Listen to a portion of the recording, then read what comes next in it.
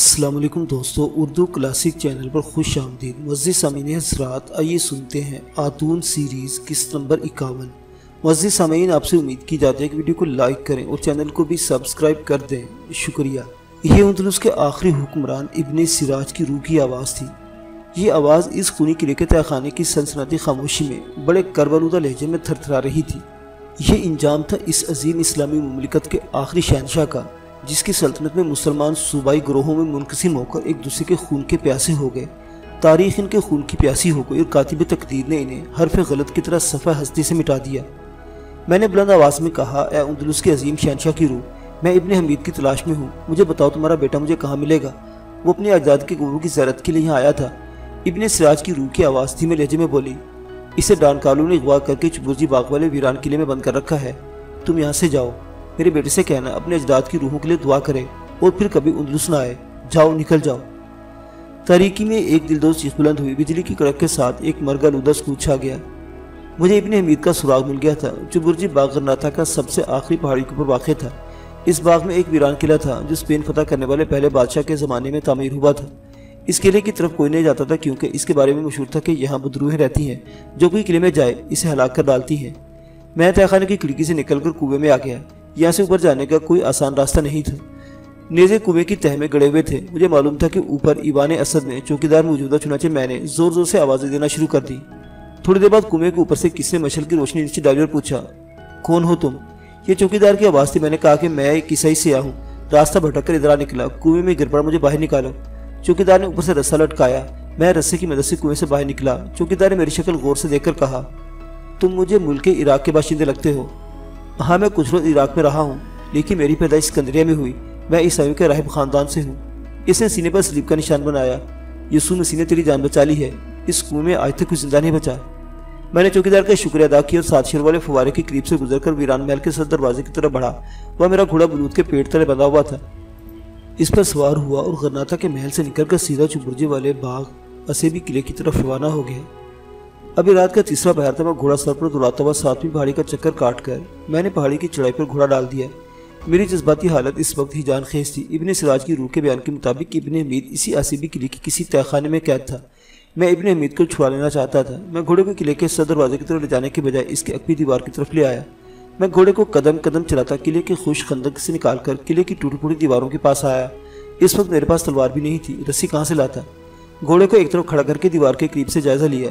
اس کے بڑے پتھر جگہ جگہ سے اکھڑے ہوئے تھے۔ میں نے خدا کا نام لے کر دیوار کے شگافوں میں پاؤں لٹکا کر اوپر چڑھنا شروع کر دیا۔ بڑی مشکل اور سخت کوشش کے بعد میں دیوار کے اوپر پہنچنے میں کامیاب ہو گیا۔ یہ قلعے کی غلام گردش تھی۔ ایک برجی میں سے پتھر کا زینہ نیچے جاتا تھا۔ مجھے اس مقام کی تلاش تھی جہاں سے قلعے کے تہہ خانے کو راستہ جاتا تھا۔ غلام گردش کی کوٹھلیاں اندھے کنووں کی طرح ویران پڑی تھی۔ ایک سانپ پکارتا میرے قریب سے گزر کر ایک کوٹھلی میں غائب ہو گیا۔ غلام گردش میں کوئی 50 قدم کے فاصلے پر ایک ستون کے پاس مجھے روشنی نظر آئی۔ یہ گویا کسی چراغ کی ٹمٹماتی ہوئی روشنی تھی جو ایک پل کے لیے ابھر کر بجھ گئی۔ میں ستونوں کی آڑ لیتا اس طرح بڑھا۔ وہاں پہنچا تو کچھ بھی نہیں تھا۔ اچانک میری نظر قریبی کوٹھی پر پڑی۔ وہاں کوئی شے انگارے کی طرح زمین پر پتھروں کے درمیان پڑی دہک رہی تھی۔ قریب جا کر دیکھا تو یہ ایک لال تھا جو اندھیرے میں پڑا چمک رہا تھا۔ میں نے اسے اٹھایا تو بجھ گیا اور فضا میں ایک دبی ہوئی چیخ بلند ہوئی۔ میں نے لال کو پھینک دیا اور پوچھا، کون ہو تم؟ لال زمین پر بجھتے ہوئے کوئلے کی طرح پڑا تھا۔ میرے سوال کا جواب کسی نے دیا، خدا جانے کس کی آواز تھی۔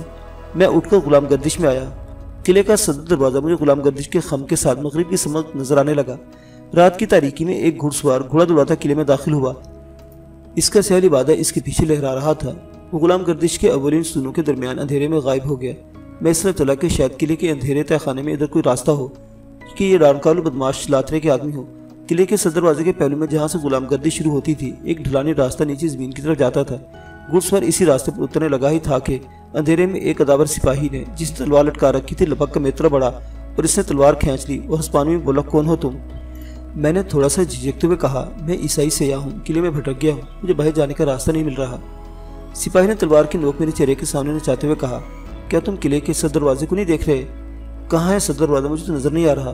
میں نے انجان بنتے ہوئے جواب دیا۔ سپاہی مجھے گردن سے جبوت کر جدھر سے آیا تھا اس طرف لے گیا۔ یہاں درختوں کے اندھیرے میں ایک چھوٹی سی چوکی بنی ہوئی تھی جس کی چھت ڈھلانی اور دیواریں پتھر کی تھی۔ یہاں پہلے ہی ایک سپاہی بینچ پر بیٹھا تھا۔ مجھے سپاہی کی طرف دھکیل دیا گیا۔ میں نے اپنا بھلا چھوڑ دیا تاکہ مجھے پتہ چل سکے کہ یہ لوگ کون ہیں اور انہوں نے ابن حمید کو کہاں چھپا رکھا ہے۔ دوسری سپاہی نے میری کمر پر زور سے لات ماری اور بولا، اس کو زندہ کس نے چھوڑ دیا تم نے؟ یہ دشمن کا آدمی ہے, اسی سے قتل کر کے دبا دو. دوسرا سپاہی تلوار لہرا کر بولا, اس کو دباؤ گے نہیں, اس کی بوٹی ہمارے کتے اور گدھ کھائیں گے. ٹھہرو, میں اس کی گردن اڑاتا ہوں, میں اپنی تلوار کی آزمائش کرنا چاہتا ہوں. بینچ پر بیٹھے ہوئے سپاہی نے اتنا کہا اور قریب رکھی تلوار پکڑ کر میری طرف بڑھا. میں زمین سے اٹھ کر سنبھل کر کھڑا ہو گیا. یہ کمبخت مجھے ہلاک کرنے کی پوری سنجیدہ تھے, یعنی بڑی سنجیدگی سے اپنی موت کو گلے لگانے کا عہد کر چکے تھے. دوسرے سپاہی ایک پاؤں بینچ پر ٹکا کر کھڑا ہو گیا. ستاروں بھری رات میں یہاں ہم ایک دوسرے کو دیکھ سکتے تھے. پہلا سپاہی بولا, سامنے سے وار کرنا.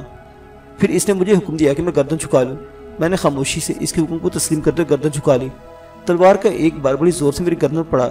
اس جھنکار کی آواز بلند ہوئے تلوار کے 2 ٹکڑے ہو گئے. میں نے گردن سیدھی کر لی. میرے جلاد نے چیخ کر کہا, اس نے گردن پر فولاد کی جالی پہنی ہوئی ہے. پہلے سپاہی تلوار سونت کے میری طرف بڑھا. اس سمے تلوار میرے سینے میں گھونپنی چاہی.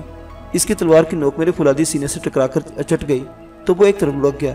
میں اپنی جگہ اس طرح کھڑا رہا. جس کی تلوار ٹوٹی تھی اس نے خنجر نکال لیا. اب مجھ پر ایک طرف سے تلوار دوسری طرف سے خنجر سے حملے شروع ہو گئے. تب میں نے اپنی طاقت کا مظاہرہ کرنے کا فیصلہ کیا اور ایک سپاہی کا ہاتھ سے تلوار جھپٹ کر اپنے ہاتھ میں پکڑی. خنجر والے نے میرے پیٹ پر پوری طاقت سے خنجر مارا. خنجر ٹوٹ گیا. اس کے ہاتھ سے خون بہنے لگا. میں نے تلوار کے ایک ہی وار سے اس بدبخت کو ہمیشہ کی نیند سلا دیا. دوسرا سپاہی سہم کر ایک طرف ہٹ گیا. وہ نہتا تھا. اس کی تلوار میرے ہاتھ میں تھی. میں نے تلوار اس کی طرف اچھالی. اس نے تلوار دوبارہ تھام لی مگر وہ مجھ پر حملہ کرتے ہوئے کچھ ڈر رہا تھا. میں اس کے قریب آ گیا. اب یہ بتاؤ کہ تم لوگ کون ہو اور تم یہاں کس کے حکم پر پہرا دے رہے ہو؟ سپاہی ساکت کھڑا مجھے دیکھ رہا تھا. میں نے اس سے کہا, تم نے دیکھ لیا کہ تم مجھے ہلاک نہیں کر سکتے. اب اگر تم نے میرے سوال کا جواب نہ دیا تو میں تمہارا حشر بھی یہی کروں گا جو تمہارے ساتھی کا ہوا. اب بتاؤ کہ ڈان کارلو نے جس نوجوان کو قید کر رکھا ہے وہ کہاں ہے؟ سپاہی نے کوٹری کی سمت اشارہ کیا. اس کوٹری میں. وہ اس کوٹری میں ہے. پتھر کی دیوار والی کوٹری پاس ہی تھی. میں جلد سے کوٹری میں داخل ہو گیا. ادھر میں داخل ادھر اس سپاہی نے لکڑی کا دروازہ بند کر کے باہر سے کنڈی لگا دی. میں نے ایک ہی دھکے سے دروازہ توڑ دیا. چھلانگ لگا کر چیتے کی طرف بھاگتے ہوئے سپاہی کو گرایا. اسے جھنجھوڑتے ہوئے کہا, بدبخت کیوں اپنی موت کو پکار پکار کر بلا رہا ہے؟ مجھے ڈان کارلو کے قیدی کا پتہ دو, میں تمہیں کچھ نہیں کہوں گا. اس نے ڈھلانی راستے کی طرف اشارہ کیا. اس طرف. وہ اس طرف ہے. یہ سپاہی نے اپنی جان بچانے کے لیے کہا تھا یا اس میں کوئی سازش تھی؟ میں نے اس پر غور کرنا ضروری سمجھا اور اسے وہیں چھوڑ کر جانے لگا تو خیال آیا کہ یہ شخص کسی کو جا کر اطلاع نہ دے. میں نے کوٹری میں اسے سون کے ساتھ کس کر باندھ دیا اور خود ڈھلانی راستے پر سے اترنے لگا. مجھے معلوم تھا کہ کسی زمانے میں یہ گھوڑوں کا استبل ہوگا. ڈھلان ختم ہو گئی. مجھے آگے اندھیرے میں گھوڑے کی زمین پر کھر مارنے کی آواز آئی. میں آہستہ آہستہ آگے بڑھا. سامنے اندھیرے مجھے ایک محرابی دروازہ دکھائی دیا. اس کے باہر ایک گھوڑا بندھا ہوا تھا. غالباً یہ وہی گھوڑا جس پر میں نے ایک سوار کو قلعے میں داخل ہوتے دیکھا تھا. محرابی دروازہ کھلا تھا. اس کے اندر اندھیرا تھا. میں ایک طرف خاموش کھڑا ماحول کا جائزہ لینے لگا. اندھیرے میں روشنی سی جھلکنے لگی. کوئی دروازے کے اندر سے مشعل ہاتھ میرے باہر آ رہا تھا. اب مجھے 2 آدمیوں کی باتیں کرنے کی آوازیں بھی آنے لگی. میں نے اپنے آپ کو ایک کھمبے کے پیچھے چھپا لیا. دروازے میں سے 2 آدمی نمودار ہوئے. ان میں سے ایک گھڑسوار تھا جس کی سیاہ باہ پیچھے لٹک رہی تھی. دوسرے آدمی کو بھی میں نے مشعل کی روشنی میں پہچان لیا. یہ ڈان کارلو کا جرائم پیشہ ساتھی لاترے تھا جس کے گال پر زخم کا لمبا نشان مجھے صاف نظر آ رہا تھا. گھڑسوار نے مشعل لاترے کے ہاتھ میں دی اور گھوڑے پر سوار کو واپس مڑا. لاترے سے باہر جاتے دیکھتا رہا. مشعل اس کے ہاتھ میں تھی. تلوار اس کی کمر سے لٹک رہی تھی. جب گھڑسوار اسبل سے باہر نکل گیا تو لاترے دروازے کے اندھیرے میں واپس چلا گیا. مشعل کی روشنی کچھ دیر تک نظر آئی پھر غائب ہو گئی. تب میں آگے بڑھا. میرا بھی دروازے میں داخل ہوا. سپاہی نے ٹھیک مخبری کی تھی. اگر لاترے یہاں پر ہے تو ابن حمید بھی اسی جگہ قید ہوگا. میں اندھیرے میں غور سے دیکھتا قدم قدم آگے بڑھ رہا تھا. یہ ایک چھٹی ہوئی طویل ڈیوڑی تھی. اچانک کسی عورت کے ہنسنے کی نکرائی آواز آئی. میں وہیں رک گیا. پھر کوئی ساز بجا اور عورت نے اونچی اونچی سروں میں گانا شروع کر دیا. یہ ہسپانوی گیت تھا جس میں محبت اور ہجر و فراق کے جذبات مجزن تھے. ایک جگہ دیوار سے روشنی کی کرنیں باہر نکل رہی تھی. عورت کے گانے کی آواز بھی اسی کمرے یا کوٹری سے آ رہی تھی. پھونک پھونک کر قدم رکھتے ہوئے دروازے سے جھانک کر اندر دیکھا. اندر مشل روشن تھی. فرش پر قالین بچھا تھا. قالین پر لاترے کے 2 سپاہی گنڈے قسم کے کڑیل جوان بیٹھے کھانے پینے میں مشغول تھے. ان کے درمیان ایک عورت ساز بجاتی ہوئی گا رہی تھی. اس کے سنہری بالوں میں گلاب کے سرخ پھول سجے تھے. ڈان کارلو اور ابن حمید وہاں کہیں نہیں تھے. میں نے ڈیڑھی میں آگے جا کر دیکھا. مجھے کوئی کوٹری دکھائی نہ دی. کیا ابن حمید اس کے بھی نیچے کسی تہخانے میں قید ہے؟ میں واپس لاترے والی کوٹری کے پاس واپس آیا. ہسپانوی دوشیزہ بڑے پرسوز انداز میں گا رہی تھی. میں نے دزمے سے دیکھا. عورت اب رقص کر رہی تھی. اس نے ساز ہاتھ سے رکھ دیا تھا. اس کے ساتھ لاترے بھی رقص کرنے لگا. میرے دیکھتے دیکھتے اس کوٹری کی دیوار میں ایک چھوٹا سا تاک کھلا. اس میں سے ایک حبشی برآمد ہوا. اس نے کچھ کہا. رقص بند ہو گیا. لاترے اپنے دونوں ساتھیوں کو لے کر تاک کے اندر چلا گیا. کوٹری میں ہسپانوی رقاصہ قالین پر بیٹھ گئی تھی جیسے تھکان اتار رہی ہو. اس وقت میرے پاؤں تلے ایک پتھر چرچرایا. رقاصہ نے چونک کر دروازے کی طرف دیکھا اور تیز سے خنجر نکال کر دروازے کی طرف بڑھی. میں فوراً پیچھے ہٹ کر دیوار کے ساتھ لگ گیا. ایک دم سے دروازہ کھولا اور ہسپانوی دوشیزہ نے پوچھا, کون ہو تم؟ میں نے لپک کر اس کے منہ پر ہاتھ بند کر دیا. اس کی گردن پر میرا ہاتھ تھا اور میں نے اس کے ہاتھ سے خنجر چھین لیا تھا. میں نے اس کے کان میں آہستہ سے کہا, کیا دوسری کوٹری میں کوئی خوبصورت نوجوان قید ہے؟ ہاں. ہسپانی اور رقاصہ کی حالت سے اٹک اٹک کر یہ لفظ نکلے. میری سمجھ میں نہیں آ رہا تھا کہ اس لڑکی کا کیا کروں. یہ ایک جنگ ہر حالت میں برپا ہونے والی تھی اور میں اس جنگ کے لیے پوری طرح تیار ہو کر آیا تھا. خطرہ صرف اس بات کا تھا کہ اس جنگ میں ابن حمید نہ مارا جائے. بدماش لاتری میری شکل پہچانتا تھا, ورنہ میں باقی کو جل دے سکتا تھا. میں ہسپانی اور رقاصہ کو واپس کوٹھی میں لے آیا. اس نے اندر آتے ہی یکلخ چیخ ماری. اس کے ساتھ ہی تاک کھل گیا اور اس کے اندر سے لاترے, اس کے دونوں گنڈے اور حبشی غلام باہر نکل آئے. مجھے دیکھتی لاترے تلوار سونت لی اور دوسرے گنڈوں نے بھی خنجر نکال لیے. مجھے معلوم تھا کہ اس تاک کے اندر جو کوٹری ہے وہاں ابن حمید قید ہے اور میرے اندازے کے مطابق اس وقت اس کے آس پاس کوئی ایسا آدمی نہیں تھا جو اس پر حملہ کر سکتا تھا. میں لپک کر تاک کے منہ پر آ گیا. لاترے نے تلوار کا وار کیا. میں نے بازو اٹھا کر اس کی تلوار کو پکڑ لیا اور اس نے زور سے تلوار کھینچی. اس کا خیال تھا کہ میرا ہاتھ درمیان سے کٹ جائے گا, لیکن میرے ہاتھ سے خون کے قطرے بھی نہ نکلا. لاترے اس کے ساتھ ایک دوسرے کو تکنے لگے. میں نے لاترے کو پرامن طریقے سے سمجھانے کی کوشش کرتے ہوئے کہا کہ وہ ابن حمید کو میرے ساتھ روانہ کر دے, اسے شاہی خزانے کا علم نہیں ہے. لاترے نے الٹا مجھے انتہائی غلیظ گالی دی اور تلوار کا ایک بھرپور وار میری گردن پر کیا. گالی نے میرے تن بدن میں آگ لگا دی. میں سب کچھ برداشت کر سکتا تھا مگر گالی کبھی برداشت نہیں کر سکتا تھا. میری آنکھوں میں خون اتر آیا. میں بڑے پرسکون انداز اس کی طرف بڑھا. اس نے دوسرا وار کیا اور اس کی تلوار میرے شانے سے ٹکرا کر 2 ٹکڑے ہو گئے. میں نے ہاتھ بڑھا کے اس کی گردن اور دوسرا اس کی ٹانگوں میں ہاتھ ڈال سے اوپر اٹھا لیا. اس کے پالتو گنڈے میرے جسم پر پے در پہ خنجروں کے وار کر رہے تھے. میں نے پوری طاقت سے لاترے کو اپنے بازو سے بلند کر کے نیچے زمین پر دے مارا. مجھے یقین تھا کہ اس کے جسم کی کوئی ہڈی سلامت نہیں رہی ہوگی. وہ چرمرسا ہو گئی. اس کی ریڑھ کی ہڈی کئی جگہوں سے ٹوٹ کر پرزے پرزے ہو گئی. اس کا جسم ابھی تک آہستہ آہستہ ہل رہا تھا. اب تو اس کے ساتھی گنڈے حبشی مجھ پر ٹوٹ پڑے. میں نے دونوں گنڈوں کو بھی باری باری زمین پر دے مارا. گرتے ان کی ہڈی بھی چکنا چور ہو گئی. ہسپانی اور رقاصہ دہشت زدہ کو دیوار کے ساتھ سمٹی بیٹھی تھی. حبشی غلام میری طاقت سے مروب ہو کر میرے سامنے سجدہ ریز ہو گیا. اپنی افریقی زبان میں مجھے دیوتا دیوتا کہہ کر بار بار سجدے کرنے لگا. میں تاک سے نکل کر دوسری طرف گیا تو ابن حمید ایک تختے کے ساتھ رسیوں میں جکڑا نیم بیہوشی کی حالت میں پڑا تھا. میں نے جلدی سے رسیاں کھولی, اسے کاندھے پر ڈالا اور دوسرے کمرے میں لے آیا. قالین پر لٹا کر اس کے حلق میں پانی ٹپکایا. ہسپانی اور رقاصہ حبشی غلامی میری مدد کر رہے تھے. میں نے لاتر اس کے گنڈوں کی لاشوں کو گھسیٹ کر دوسری تاریک کوٹھی میں ڈال دیا. ابن حمید نے تھوڑی دیر بعد آنکھیں کھول مجھے دیکھ کر اس کے چہرے پر ہلکی سی مسکراہٹ نمودار ہوئی. کمزور آواز میں بولا, وہ لوگ کہاں ہیں؟ وہ کیفری کردار تک پہنچ چکے میرے آقا. میں نے جواب دیا. ابن حمید نے بتایا کہ 2 روز اسے کچھ نہیں کھایا. وہ لوگ اسے بھوکا رکھ کر اسے کسی خزانے کے بارے میں پوچھ گچھ کر رہے تھے. ہسپانی دوشیزہ نے ایک تاک سے کچھ پھل اور گوشت کے سوکھے کترے نکال کے ابن حمید کو دیے. میں نے اسے مشروب پلایا. چند لمحوں بعد ابن حمید کی کھوئی ہوئی طاقت واپس آ گئی. حبشی غلام ابن حمید کے پاؤں داب رہا تھا. ہسپانی دوشیزہ مجھ سے بار بار پوچھ رہی تھی کہ میرے پاس کون سا جادو ہے کہ مجھ پر تلوار اثر نہیں ہوتا. ابن حمید نے تعجب سے ہسپانی دوشیزہ کی جانب دیکھا, پھر میری طرف دیکھا. یہ خاتون کیا کہہ رہی ہے عبداللہ؟ میں نے بات ٹالنے کی کوشش کی کیونکہ ابن حمید ابھی تک میری خفیہ طاقتوں سے واقف نہیں تھا. لیکن حبشی غلام نے بھی ہسپانی دوشیزہ کی تائید کہا کہ میں دیوتا ہوں اور میں نے دیوتائی طاقت سے لات اس کے دونوں ساتھیوں کو بغیر ہتھیار کے ہلاک کیا ہے. میں ابن حمید سے کہا, یہ ساری باتیں پھر ہوں گی, پہلے یہاں سے نکلنا چاہیے. ہسپانی دوشیزہ نے کہا کہ وہ بھی ہمارے ساتھ جائے گی کیونکہ لاترے کے قتل کے بعد اس کے رشتہ دار اس جرم کی پاداش میں سے زندہ نہیں چھوڑیں گے. حبشی غلام نے کہا کہ وہ قرطبہ اپنے مالک کے پاس چلا جائے گا. ابن حمید بغیر کسی سہارے کے اٹھا اور ہم اس تاریک استبل سے نکل کر چوبرجی باغ کے آسیبی قلعے کے صدر دروازے پر آ گئے. یہاں پر پہرے داروں کی کوٹھی کے پیچھے 2 گھوڑے مل گئے. میرا گھوڑا قلعے کے باہر موجود تھا. حبشی یہاں سے الگ ہو گیا. ہسپانی دوشیزہ کا نام ڈونا تھا. اس نے مجھے بتایا کہ یہ حبشی مجھے مشکوک لگتا ہے. ہو سکتا ہے کہ یہ ڈان کارلو کو جا کر کہہ دی ابن حمید کے فرار اور لاتری کی موت کے بارے میں خبردار کر دے. ابن حمید بولا, وہ غلام ہے, ہم نے اسے آزاد کر دیا ہے, اب ہم اسے دوبارہ نہیں پکڑیں گے. چلو عبداللہ, خدا ہماری حفاظت کرے گا. میں ابن حمید اور ہسپانی دوشیزہ کو گھوڑوں کو سپر دوڑاتے قلعے کے پیچھے چھوڑتے ہوئے 7ویں پہاڑی کی وادی میں سے گزرنے لگے. اب رات کا پچھلا پہر ہو گیا تھا. ہم ڈھلتی رات کی کافوری اندھیرے میں بلوط کے جنگل میں سے گزر کر اپنی سرائے کی طرف جا رہے تھے. سرائے میں پہنچ کر ہسپانی دوشیزہ ڈونا نے مشورہ دیا کہ ہمیں جگہ چھوڑ دینی چاہیے. اسے اب خطرہ تھا کہ حبشی غلام نے ضرور مخبری کر دی ہوگی اور ڈان کارلو غرناطہ کا بااثر جرنیل ہے اور وہ پوری فوج لے کر اپنے دوست کا بدلہ لینے ضرور پہنچ جائے گا. ڈونا کی اس تجویز کو ابن حمید نے پسند نہ کیا. اس نے کہا کہ وہ سب مقابلہ کر لے گا. پہلے انہوں نے مجھے بے ہوش کر دیا تھا, اب میں ایک بہادر شہزادے کی شان سے ان سے نبرد و آزما ہوں گا. لیکن مجھے ڈونا کی تجویز نے متاثر کیا تھا. میں جانتا تھا کہ ڈان کارلو ہسپانیوں کا دستہ لے کر یہاں حملہ آور ہوا تو مجھے کچھ نہیں ہوگا, لیکن ابن حمید کی جان خطرے میں پڑ جائے گی. بہرحال ہم نے باقی رات سرائے میں بسر کی. دوسرے بھی سورج نکلا. دیر نہیں ہوئی تھی کہ سرائے کے باہر گھوڑوں کی ٹاپوں کے ہی ننانے کی آواز بلند ہوئی. میں جاگ رہا تھا. میں نے سرائے کے دروازے میں آ کر دیکھا. ہسپانی سپاہیوں کا ایک دستہ وہاں پہنچ گیا اور ڈان کارلو سیاہ گھوڑے پر سوار نیزہ ہاتھ میں آگے بڑھ رہا تھا. حبشی غلام نے مخبری کر دی تھی. میں بھاگ کر واپس کوٹھی میں آئی. ابن حمید اور ہسپانی دوشیزہ ڈونا کو جگایا.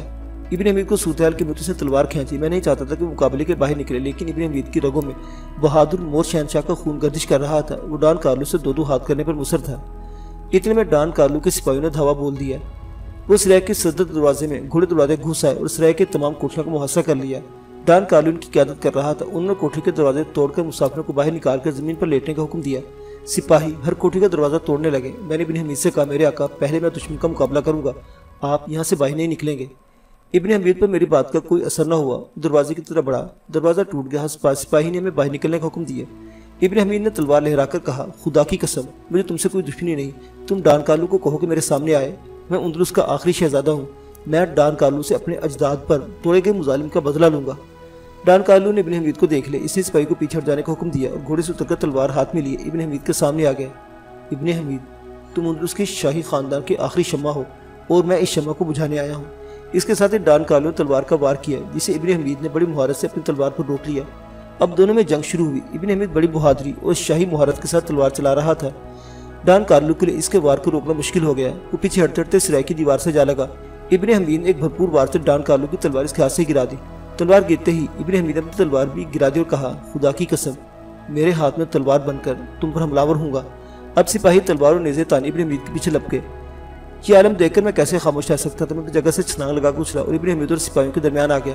میں نے پہلا کام یہ کیا کہ ابن حمید کو اپنے بازو کے حصار میں لے کر اسے سرائے کی کوٹھی میں کھینچتا ہوا لے گیا۔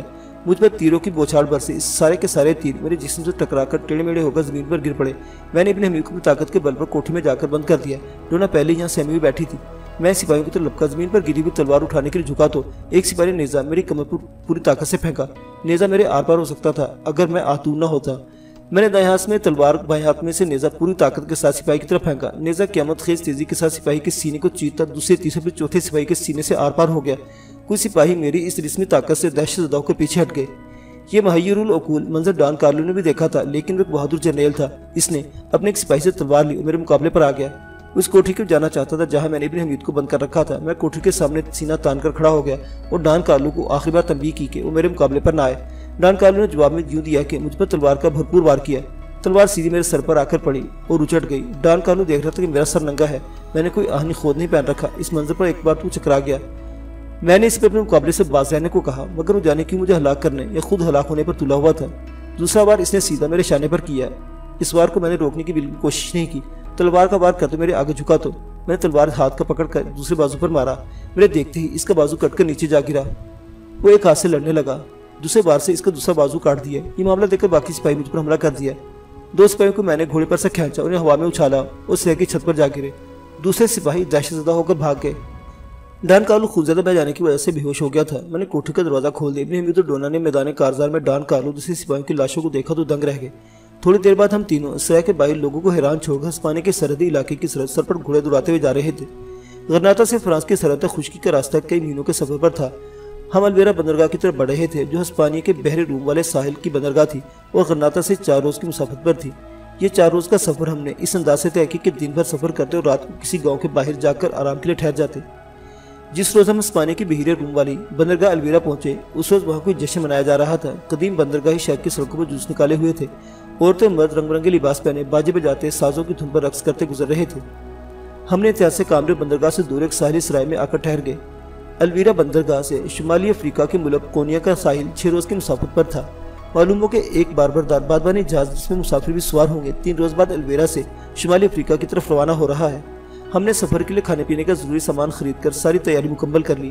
یہاں ساحلی سرائے میں ابن حمید نے مجھ سے میری مفقود الفطر طاقت کا راز معلوم کرنے کی بہت کوشش کی، لیکن میں نے یہ کہہ کر ٹال دیا کہ یہ سب اللہ کی دین ہے۔ مجھے خود معلوم نہیں کہ اچانک یہ طاقت کہاں سے آ جاتی ہے۔ ڈونا کہہ کے بتا رہے تھے کہ مجھے کسی دوسری دنیا کی مخلوق سمجھے بیٹھی ہے۔ تیسرے روز ہم بادبانی جہاز پر سوار ہو گئے۔ جہاز شمالی افریقہ کی طرف روانہ ہوتے ابن حمید نے آخری بار ہسپانیہ کے ساحل کو پیچھے ہٹتے دور سے دور ہوتے دیکھا اور آہ بھر کر بولا، اندلس کی سرزمین، شاید میں تمہیں آخری بار دیکھ رہا ہوں۔ موسم خوشگوار تھا، ہوا موافق سمت میں چل رہی تھی۔ جہاز بہت جلد اندلس کے ساحل کو پیچھے چھوڑ کر کھلے سمندر میں داخل ہو گیا۔ 3 دن کے سمندری سفر کے بعد ہمارا جہاز کونیا ملک کی بندرگاہ ارمیز پر آ لگا۔ یہاں سے ہم ایک کارواں کے ساتھ ہو لیے اور صحرا میں سفر کرتے کرتاجنہ جا پہنچے۔ کرتاجنے میں ابن حمید کو دیکھ کر اندلس کے باقی ماندہ شاہی خاندان کے افراد بہت خوش ہوئے۔ اس کی آمد پر شاہی حویلی میں 2 روز تک جشن منایا گیا، محتاجوں میں خیرات تقسیم کی گئی۔ اب میرا ارادہ یہاں ٹھہرنے کا نہیں تھا، میں کسی دوسرے ملک کی طرف نکل جانا چاہتا تھا۔ ایک عرصہ گزر گیا تھا اور میرے ساتھ ابھی تک تاریخ کے اگلے دور میں اچانک نکل جانے کا حادثہ بھی نہیں ہوا تھا۔ میں نے ابن حمید سے اپنے ارادے کا اظہار کیا تو وہ اداس ہو گیا۔ وہ مجھے اپنے سے الگ نہیں کرنا چاہتا تھا، مگر میرے اصرار پر وہ خاموش ہو گیا۔ دوسری جانب ہسپانی دوشیزہ ڈونا بھی سکندریہ کی طرف کوچ کرنے کے لیے پرتول رہی تھی۔ طے پایا کہ ڈونا میری حفاظت میں سفر کرے گی، میں اسے سکندریہ پہنچا کر آگے کسی دوسرے ملک کی طرف نکل جاؤں گا۔ ابن حمید سے میں نے یہی کہا کہ میں مصر اپنے آبائی وطن جانا چاہتا ہوں۔ چنانچہ ایک روز میں اور ڈونا کرتاجنہ سے مصر جانے والے قافلے میں شامل ہو کر ملک مصر کی طرف روانہ ہو گئے۔ معزز سامعین حضرات، پراسرار آتون کی یہ داستان حیات ابھی جاری ہے۔ بقیہ واقعات اگلی قسط میں دیکھتے رہیے اردو کلاسک۔ اللہ حافظ۔